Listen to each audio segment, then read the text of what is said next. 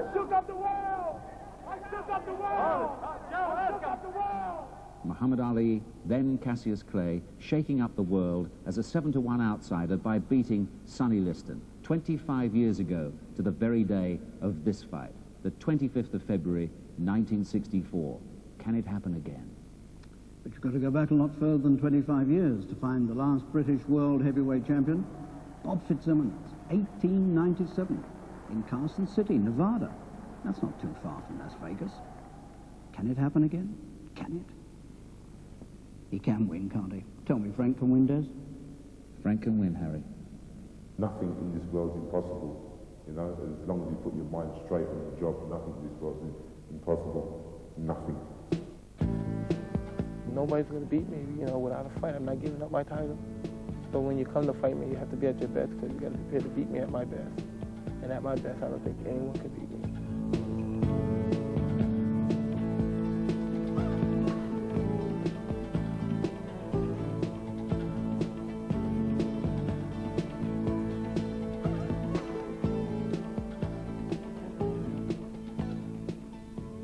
Seems no time at all since Bruno was winning the ABA championship, and he only just about did it too. 1980. He fought a guy called Rudy Peaker of Wales. Frank had been knocking all his opponents over on the way to the final, and I think we thought he might do it again. In fact, Peaker gave him a very, very close contest, and some people even thought Frank hadn't got the decision. A lot of people think too that that Tyson didn't box as an amateur, but of course he did. In fact, I think he had a few more bouts than Frank did as an amateur, and he actually went to the '84 Olympics, but only as a reserve, because he lost to Henry Tillman along the way. So he boxed as an amateur for a while too. Do you know, it was nearly 2 years before Frank actually went pro. He wanted to go pro in 1980 after that final. But when he went to the board's medical test, they found that he had defective eyesight by their standards. And so Terry Lawless sent him out to Colombia, to Bogota, to a very special surgeon who did a wonderful job on the eye. But it was 1982 before he had his first pro fight. But when he did, it was cool and very quick against a guy from Mexico called Lupe Guerra.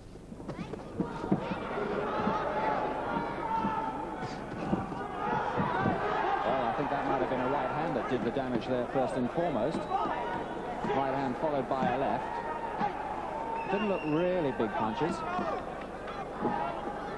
Bruno taking a long look at him while he was waiting in the neutral corner there.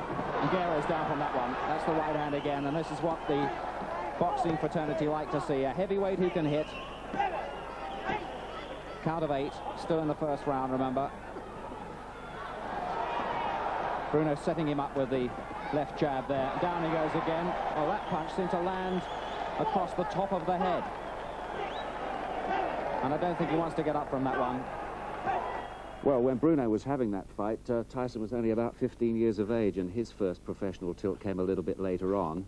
It finished in a remarkably similar way. He got $500 for it, and Hector Mercedes was the man suffering that time.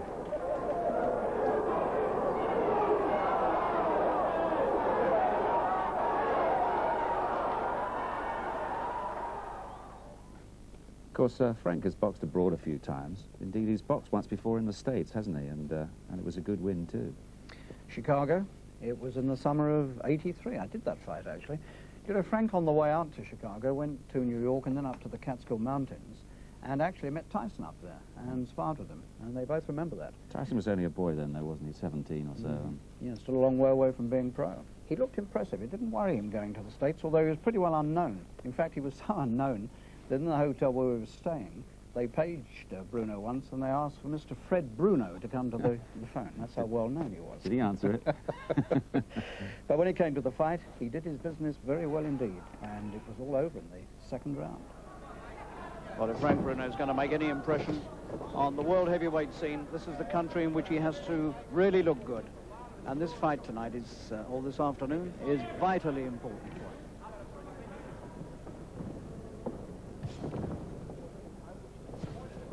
That was a good left hook, and it's taken everything out of Jameson. His leg came up, his right leg came up as he got hit, and the following punch sent him crashing down, and that, I think, is going to be the end of this fight. Bruno has just shown the American public what he can do with a punch. Lawless is delighted. That is an amazing win. As you know, Jameson's a common opponent. Tyson met him some 3 years later. It has to be said, a rather bigger Mike Jameson, and for the first time, Tyson got a little bit of criticism. It was his 17th fight, too, and he didn't bowl him over straight away, but he did get to him in the 5th.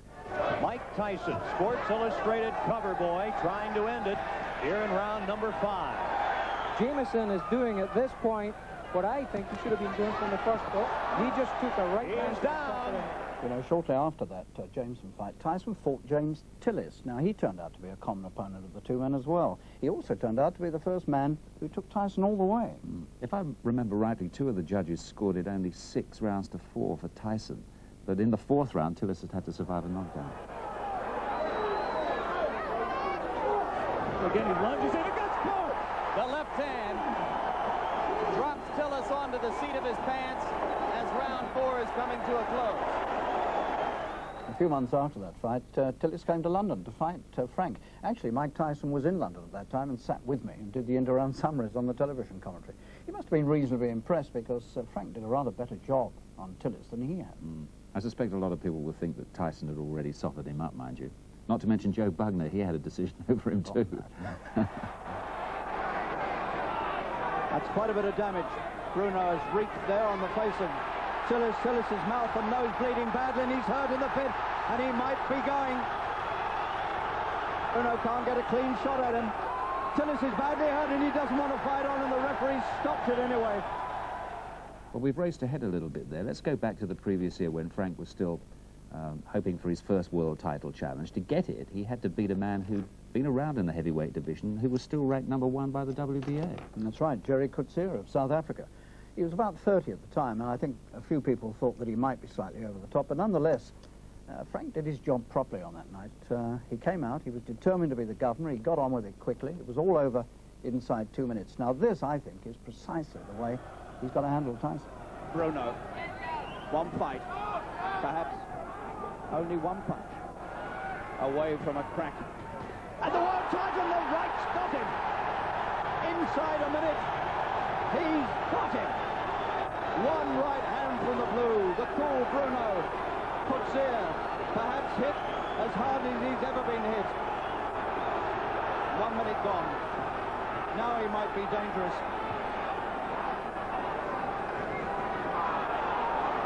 Bruno mustn't get careless. Coetzee's cut underneath the left eye. He's been cut many times in recent fights, and he's cut again. What a start by Bruno. 55 seconds. A right hand and another. Surely he can't get it over inside a round. Coetzee's only been stopped twice. He's got him again. He won't get up from that. He's stretched out over the photographers. He'll never make it. He's out, out, out. You know, that was such a damaging defeat for Coetzee. He never ever boxed again. That was the same year, incidentally, 86, that Tyson won the World Heavyweight Championship. Only 20, the youngest man ever. The sadness was that Custer Matter, the man who'd taken him off the streets and become his legal guardian, and who'd found the previous youngest champion, Floyd Patterson, wasn't there to see it, was he? Because he'd sadly died. But Trevor Berbick was defending, and he was all over the place at the second round, you remember. That was a right to the body and an uppercut to the head, and Berbick is down.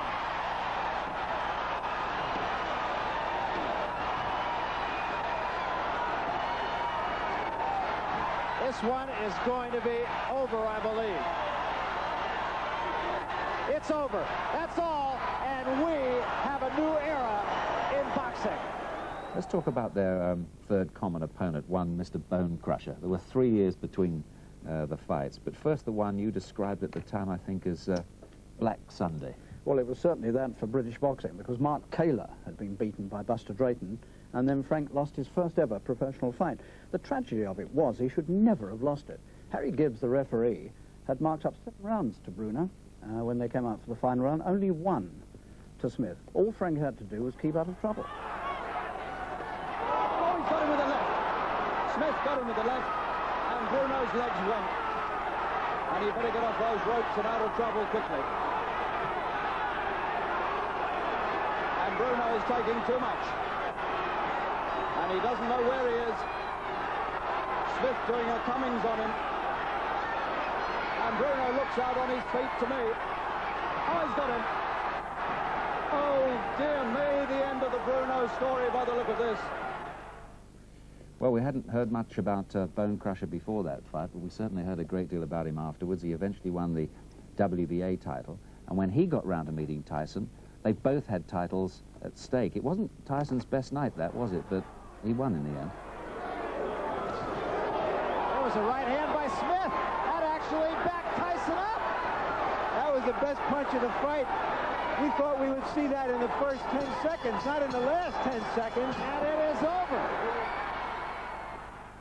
Well, Bone Crusher's been in with both of them, and he thinks that Bruno's got a very good chance this time if he fights the right kind of fight. Despite his defeat against Bone Crusher, Bruno's first chance came in the summer of '86. What a night we were hoping for there, Harry. Well, that was going to be the night, wasn't it, that Frank would be the first Briton this century to win the world heavyweight title. And to be fair, I think most of us sitting there felt that for 6 rounds that could happen. He handled Witherspoon very well indeed, particularly with the left jab. He rather dominated Witherspoon in the early rounds with that punch. But he ran out of steam. But even in the 11th, which was the fatal round as far as Frank was concerned, he was still very courageous, and he was still taking the fight to Witherspoon. Well, Bruno promised all of us a great fight for the championship, and he wasn't wrong. He has surpassed himself in this fight.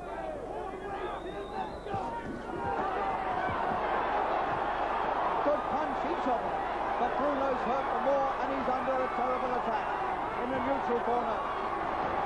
And Bruno is close to defeat at this moment. He's going to go down, he's going to go down. Witherspoon's got him in the 11th round, and Bruno goes over, and Witherspoon's hit him while he's on the floor, and the towel has come in from cheering orders. It's all over. It's all over.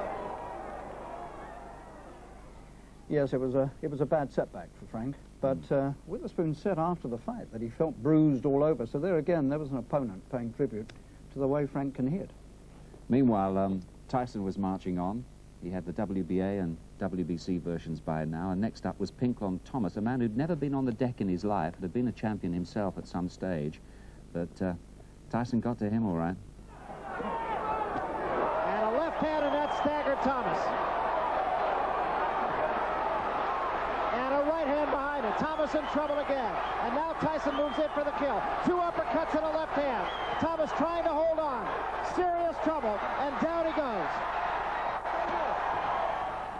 Do you know, a lot of people reckon that Tony Tucker put up the best display against Tyson so far. This was for the undisputed title. Tucker had the IBF championship. This is a very interesting fight because Tucker's built very much in the mold of Frank Bruno, very tall. A bit more mobile there, perhaps. Possibly a bit more mobile, but you see, he found the way to come out and hurt Tyson in the first round and did it again in the 12th. Tyson finishing with a flourish. And so is Tucker. Great finish to a pretty entertaining evening.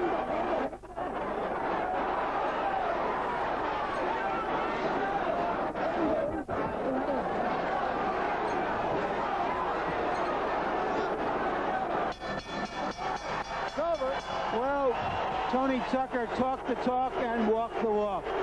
He fought him. Doing all right, aren't they? Doing very well tonight. We mentioned that Tyson didn't quite make the Olympic team for '84 LA. Tyrrell Biggs did and won that gold medal at super heavyweight, and Biggs was next up for Tyson. He lasted into the 7th. Oh, that was a tremendous left hand. 4, 5, 6, 7, 8, 9. This is it. He is gone right now. He has no legs at all. And 10 seconds to go in a round. There's a left hand. He's down again. It's over.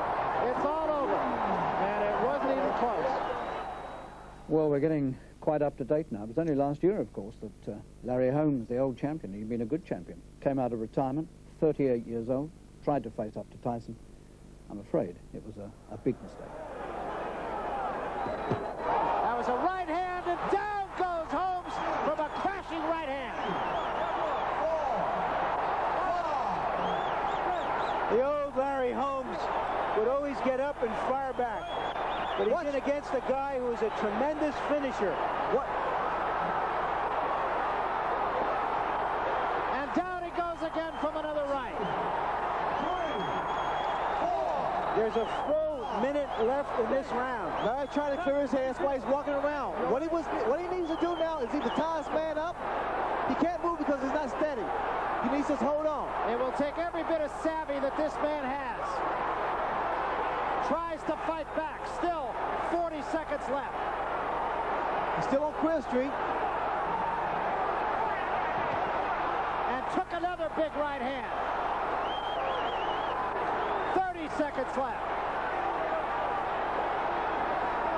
Tyson just looking for the one shot.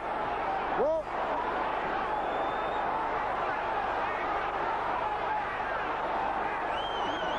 15 seconds left. Tyson still has to be careful because Larry... Oh, that shot. That's Huge it. right hand. That should be it. And down goes Holmes, and that's going to be it. It's over. That's all. Well, originally we were hoping that Tyson would make his defence against Bruno in London, but his only defence so far abroad has been in Japan against Tony Tubbs. What a big man Tubbs was, 16 stone 13. Couldn't last beyond the second, though, could he? Both fighters have had their say here. I couldn't tell whether or not that punch hurt. Tubbs is hurt. Tubbs is hurt badly. It was a left hook. It was thought Mike Spinks might have the awkwardness to do something against him. He was undefeated, of course. It's a feature of Tyson's fights that the opponents frequently seem to freeze when they come out against him. In fact, Tyson said afterwards that when Spinks got in the ring, you could actually see fear in his eyes. And they're supposed to be big friends outside of the ring. Yeah, with friends like that, who needs enemies?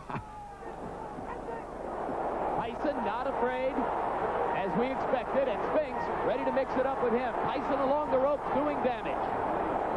Michael Spinks has to keep moving because every shot... Uppercut landed inside, and Spinks went down. It was the left uppercut. I was surprised there was a body shot that put him to the canvas. And that is the first time Michael Spinks has ever been down in a professional fight. And he's down again and in serious trouble. A right hand right on the chin. Do you regard Frank as a really dangerous opponent? Well, if I had a dollar for everybody, for every upset that there had been, I would never have to fight again. But I take everyone very serious. I was in the Catskill Mountains and we'd done about 30 rounds there, you know, and the first time I ever sparred with him was about 2 years previous to that. And I'd only done 2 rounds that time, but when we went to the Catskill Mountains, we'd done about 25 rounds, and it was very, very good. And Terry was there at the time, and Terry goes, oh, you better take it easy on this kid, because Cuss said that he's just coming up, so you better, you know, just go, we're going to do about 4 or 6 rounds. And the nutter come out like for 2 rounds, and Custom either pulled him out. Yeah, we were just 2 young guys, and it was interesting. Yeah, but when we went to the Catskill Mountains, you know, I got my own back, I think. I say he's a good guy. I mean, this is a business that we go through. I'm sure Frank must have landed a shot or 2. It was 5 years ago. It was very difficult to remember. I mean, I fought a couple of guys that I liked. I liked Michael Spinks a great deal. I admired him a great deal, watching him as I was a kid. You know, I mean, having a great deal of admiration for him. But, you know, I mean, this is our business. I mean, if he wins, he goes up. If I win, I move up another step. That's the objective. It seems to me, when a lot of people fight Tyson, that they freeze. Now, people are saying that this might happen to you. No, Harry, now, I I don't think it freeze. will, because No. you've been in with the guy. I've been in with the guy, and I you feel know what to confident about going in with the guy. He's just a human being like you. He's a human being. He wears shoes, he wears socks. And as I say, you keep on repeating it, I've been in with him, and I know him. And I'm not going to get into that sort of like bandwagon, like, oh, Tyson this, Iron Mike this, Iron that. You don't realise that the guy had a car crash, he damaged his hand, he broke up with his wife. All his mind is not on the game, on this fight. His mind not conditioned for this fight. And I was confident before all this happened. And I think this is a peak time to beat a Mike Tyson, Harry. You know, I really do believe so. Now, he's a tall guy. He's going to be several inches taller than you. He's got a lot of reach on you. Now, does that pose problems for you, or do you think that might be difficult for him because you're that much shorter? Well, height doesn't bother me at all. You know what I mean? Sometimes they say the disadvantage, but I use my height as my advantage as far as making the guy draw his punches. I've seen today sparring partners who are built a bit like Tyson. They're short. And you're obviously going to have a problem because the man is going to be much shorter. Yeah, much shorter, yeah. What are you doing? What are your tactics to try and get to somebody like Tyson when you've got to punch down all the time? You've got to box and be aggressive, but very, very constructive. That is my plan when I'm going in that fight, you know? from the first bell, I've got to be very aggressive, very alert, very confident, and no hesitation at all, you know, going into that fight. That's what we're playing, and I can't tell you too much more than that, Harry, because there might be some Americans in London watching and phoning over. You see, you had 16 wins in the first round. I just wonder whether in your mind you might be thinking this will be 17. Well, if they come, they come. That's all. If it comes, it comes. I don't look for the first round, but when they come, they come. Do you have a picture in your mind as how he might come at you, how he might fight? Well, there's either two ways. He could either run and try to stink the fight out, or he could just come and fight. There's only two ways he can fight. He says he's very confident. He says because he's met you and sparred with you that he's not going to freeze, as some of your opponents seem to do. So he could well come out shooting. Would that suit you? And I would love that. I mean, please let him help himself. You prefer the guys who come straight out at you, do you? Oh, God, absolutely. I won't have to look for him. He won't have to look for me. Yeah, you see, Bone Crusher Smith gave you a difficult time, didn't he? And Frank dealt with him quite well for 9 rounds. He fought Frank a lot differently than he fought me. He's very terrified, I say, when he fought me, and he didn't fight. Why do you think fighters are terrified of you? I'm not saying, I'm saying he was. He was terrified. Why do you think that is? Why should people be terrified? I couldn't tell you. No, I'm going to tell you. They know that I'm the best fighter in the world, and they're not anywhere any chump.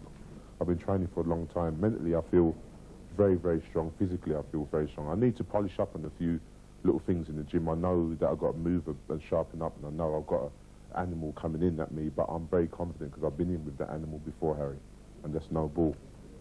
Well, you've always said that there's no one around it that can possibly beat you, and you obviously still feel that. Absolutely.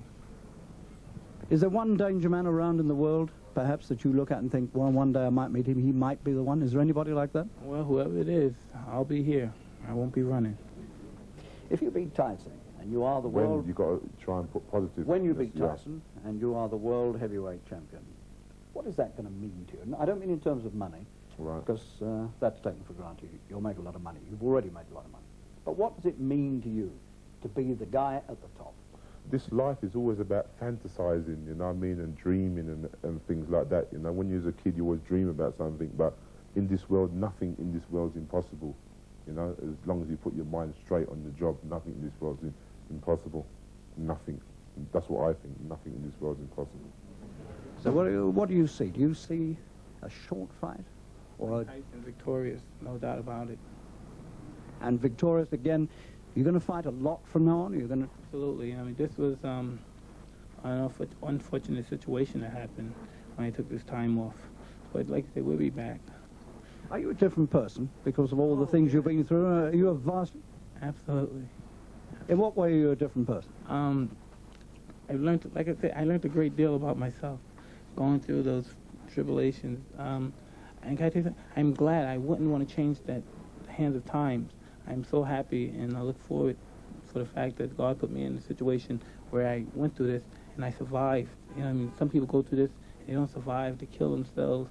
They're just walking zombies, they throw their lives away. And I'm coming through with bright colors. And recently you were baptized, so that's a very important thing in your life now, religion. Yes, it is. Can you tell me, what does religion give to you?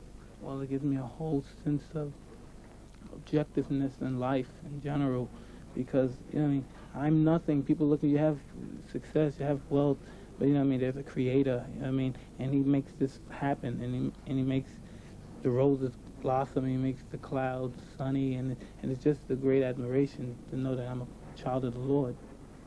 And do you think when you go into the ring that God is on your side and not maybe on the opponent? I'm not that foolish and egotistic enough to believe that, because we're all God's children. You know what I mean? But the faith is just in his hands.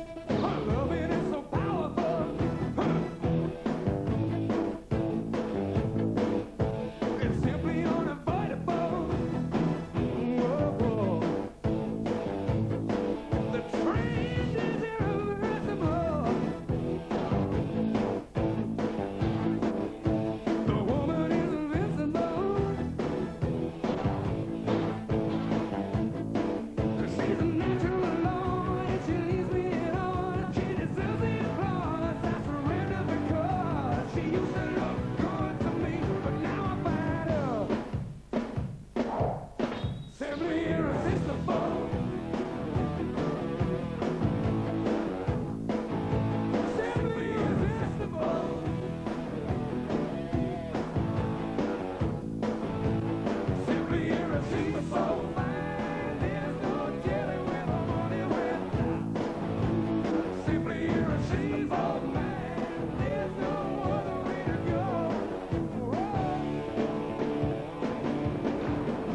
mind is not on your work. Your mind is not on your work. There's something distracting you.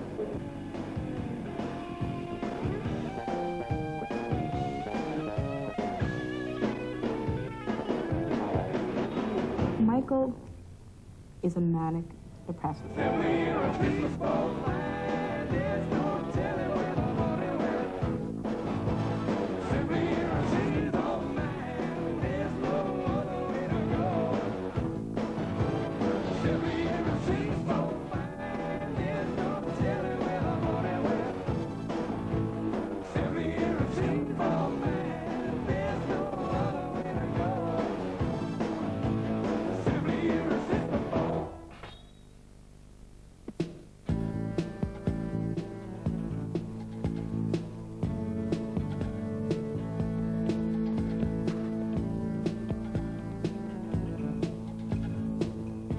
We've done all right there, haven't we, between us, I think? Might have made a few, Bob. We might have made a few, Bob, indeed. I suppose Britain has some sort of claim on the heavyweight championship going right back into the last century, but it's a half-hearted one in a sense, isn't it, with Bob Fitzsimmons? Well, I think if anybody remembers it, they would have to be over 100 years old today. It was in 1897 in Carson City, Nevada, not all that far from where Frank and Tyson are going to meet. Bob Fitzsimmons and James J. Corbett, Gentleman Jim. By all accounts, Fitzsimmons wasn't much of a physical specimen. In fact, he'd won the middleweight title, world title. And he was light heavyweight champ after, wasn't he? He won the light heavyweight championship when he was over 40. He was 30-odd when he met Corbett. And his wife was there. Now, his wife's name was Rose. And she sat at the ringside throughout this fight and is alleged to have screamed out all the way through, "Hit him in the slats, Bob, hit him in the slats," which I suppose was the ribs. I hope so. And in fact, quite late, quite late in the fight, he did execute this sort of double shuffle almost, and he turned southpaw and whammed the left hand right up in the midriff of Corbett. And the doctor who examined Corbett afterwards said he'd been hit in the solar plexus, and apparently nobody at that time had ever heard of the solar plexus, but it became a place where you aimed for in future, right up what they used to call the belly. I suppose the best effort after that was Tommy Farr, wasn't it, just before the war? Terrific. Farr put up a tremendous performance against Joe Louis, who was at the time considered to be unbeatable, really. Well, it was Joe's first defence, and nobody gave Tommy Farr a chance. In fact, when he landed in America, one of the New York reporters said that he got as much chance of beating Louis as Shirley Temple had. But he was made to eat his words because Tommy put up a very, very good fight indeed against Louis, and I still remember to this day for what he did. He went all 15 rounds. What people didn't realise with Tommy Farr was that he was a man who really had a lot of experience before that fight, and was a very cagey boxer. I've often listened to a recording of the radio commentary, and it's still terrific today. Oh, sure. I actually was allowed, I was very young, I hasten to say at the time, I was allowed to get out of my bed at 3 o'clock in the morning and listen to that radio commentary. After the war, we've had quite a few tilts at the heavyweight championship. Don Cockle had one of the toughest tasks, didn't he, because he was around at the same time as Rocky Marciano. I remember that on the radio, too, when I was a kid. Well, that was the first American fight I ever saw. It was the first world heavyweight title fight I'd ever seen. That was in San Francisco in '55. And again, in America, nobody gave Cockle a chance at all. But he stood up very well to Marciano. He took him 9 rounds. And that was no mean performance because Archie Moore fought him after that and he went 9 rounds. And Don was a very, very courageous man. And incidentally, Marciano was a very dirty fighter, as I think Tyson can be. Both dead now, alas. But so. I suppose by today's standards, they were really only cruiserweights, weren't they? 13 and some stone. Both. Well, all the heavyweights have grown up enormously now. I mean, Henry Cooper barely weighed 14 stone throughout his career. Marciano was under 14 stone. But nowadays, unless you stand about 6'3" and you weigh about 16 stone, you haven't got much chance of getting up there. The one exception, of course, amazingly, is Tyson, who's a very small man, height-wise, yes, for a heavyweight champion these days. Well, we've had a good few other tilts. Henry had a go, and Brian London had 2 goes, didn't he? Yes, he did. One in Indianapolis and one here in London against Ali, one against Patterson. He did much better against Patterson in Indianapolis than he did against Ali. Indeed he did. And Joe Bugner, of course, had a go in Kuala Lumpur. I think you saw. I wasn't there. I did. I was at the ringside that day. It was an afternoon, very hot day. And at the end of it, Ali won on points over 15 rounds. But at the end of it, Ali was absolutely exhausted and was sort of taken back and laid down and attended. And Bugner went back to the hotel and did laps of the swimming pool up and down, and one felt he got badly criticised afterwards for not giving his all. And I think it was fair criticism at the time. but Ali won it well. And then Richard Dunn had a stab in Munich. I was at that fight too, and Richard had a hypnotist who'd convinced him he could win. It was an interesting story at the time. Richard went out thinking he could win, I think. And to be fair, I thought he had a go. And he certainly caught Ali with a few punches, but he eventually got stopped, I think, around about the 6th round. Yes, I didn't actually go to that one. I think, funny enough, I said...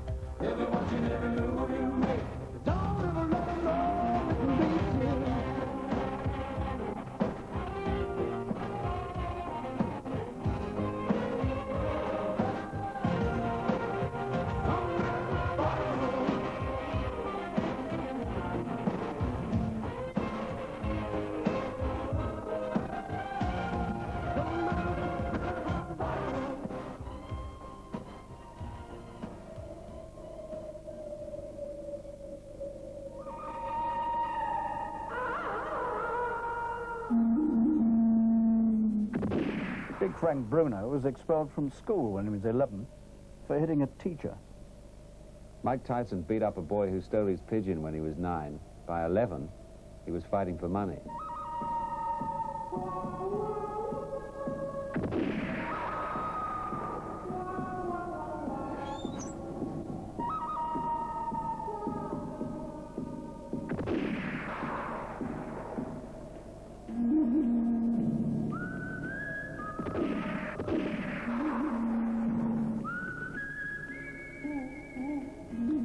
Frank became the British amateur heavyweight champion, the youngest ever, at the age of 18.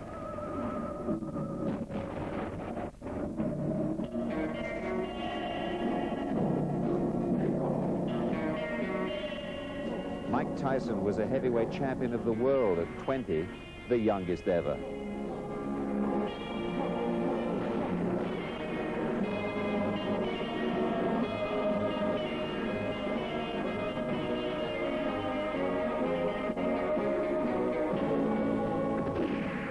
Years ago, Floyd Patterson, the former heavyweight champion of the world, predicted that Big Frank would go all the way to the top.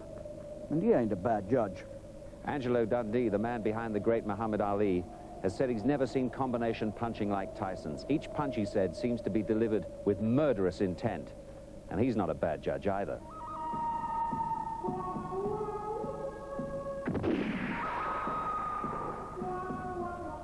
Big Frank short his fight. A KO in 40 seconds. Mike Tyson took only 91 seconds to knock out the previously unbeaten Michael Spinks.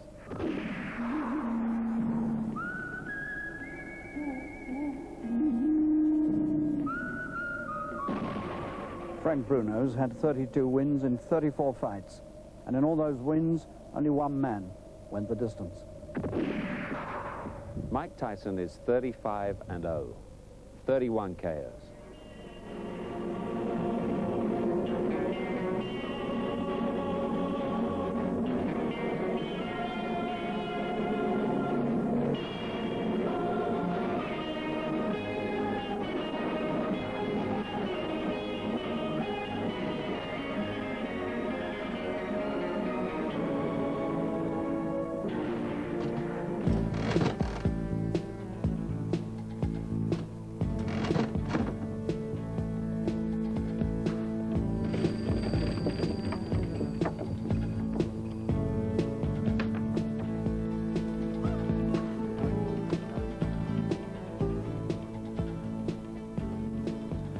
Well, just over 3 hours to fight time. I wonder what's going through Frank's mind right now. I always think this is the most difficult time for a fighter before an occasion as big as this, and how he's using this time now is absolutely vital to him.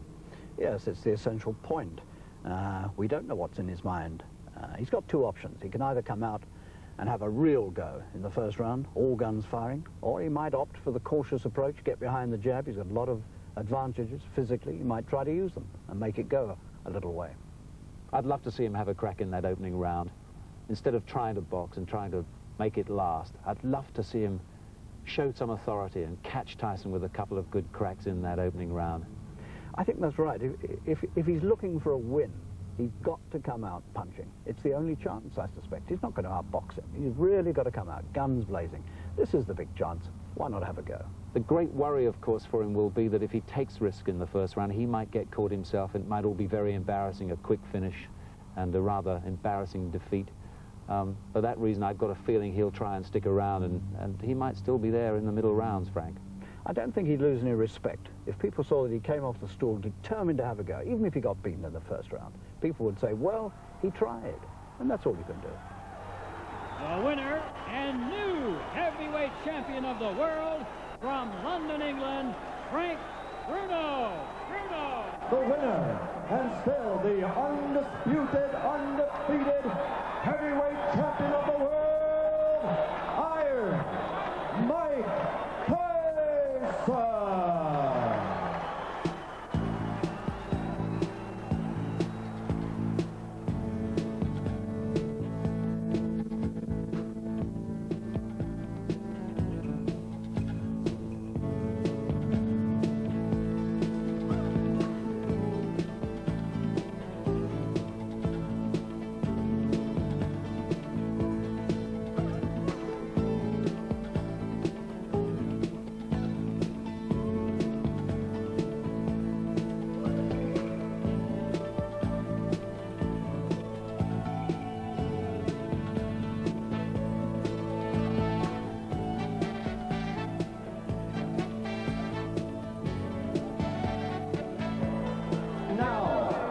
Ladies and gentlemen, let's get ready to rumble!